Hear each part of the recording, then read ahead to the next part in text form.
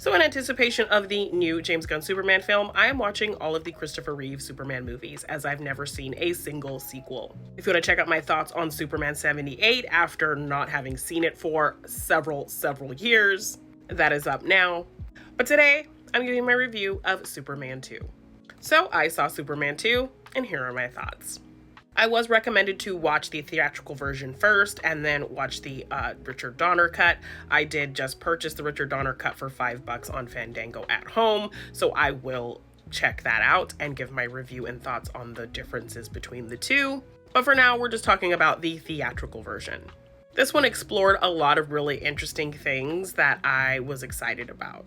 At the end of the first film, we see Lois kind of think about the potential of Clark being Superman, as they are never in the same place at the same time. But then she dismisses the idea. So I like that it still kind of nags at her, especially in a situation where she's kind of in close contact in an intimate setting with him, that she can kind of pick up on these things even more. It also speaks to her intelligence as a journalist and a reporter.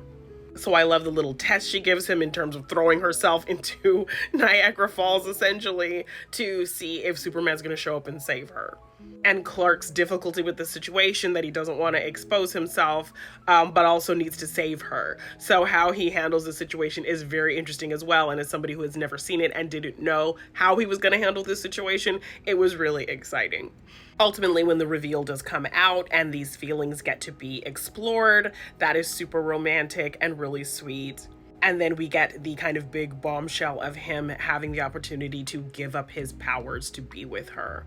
So seeing that he's willing to take this leap was very intriguing. And then we get our team of villains that was set up in the first film, and then we go into this film with Zod and his lackeys, essentially, and with Lex coming back as well and working with them. And so that whole dynamic was fun as well, with Lex kind of talking his way out of situations when he would get in trouble with these villains that he's working with. That whole dynamic was a lot of fun. Terrence Stamp as Zod has some great one-liners as well, and they were just really fun villains to watch.